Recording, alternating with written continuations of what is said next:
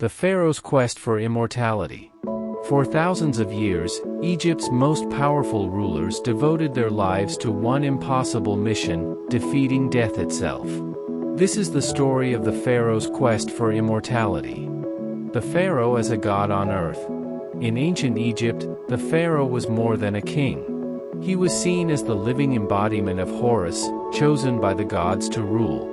But even gods in human form faced one undeniable truth: mortality. Death was not the end for the Pharaoh, it was a dangerous passage to the afterlife, a journey filled with trials, traps, and judgment. To survive it, they needed to prepare, obsessively. Tombs as gateways to eternity.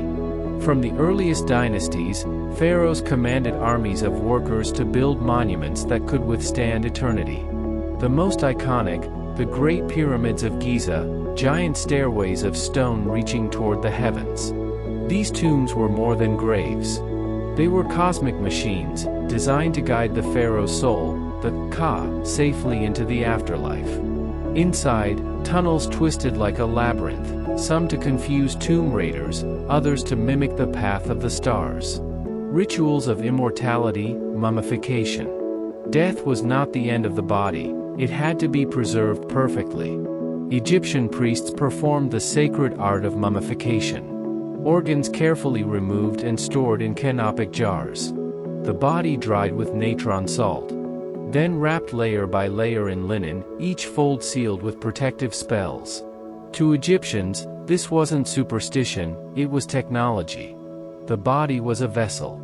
If it decayed, the soul would vanish forever. Treasures for the afterlife. A pharaoh's tomb was a world in miniature.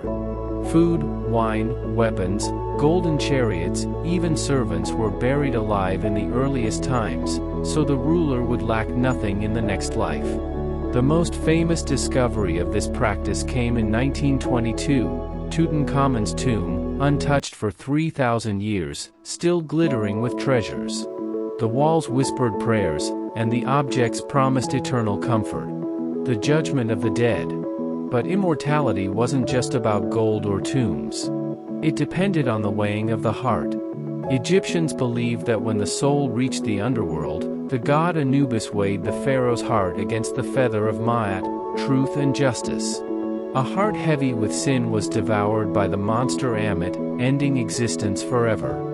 A heart pure and balanced allowed the pharaoh to live eternally in the field of reeds, paradise for the just.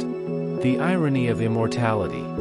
Yet for all their power, wealth, and obsession, most pharaohs failed in their quest. Tombs were robbed, mummies desecrated, treasures stolen. Even the mighty pyramids became weathered ruins. But here lies the paradox: though their bodies crumbled, their names survived. Thousands of years later, we still speak of Ramses, Hatshepsut, Akhenaten, Tutankhamun. Their stories echo across millennia, a kind of immortality no tomb robber could ever steal.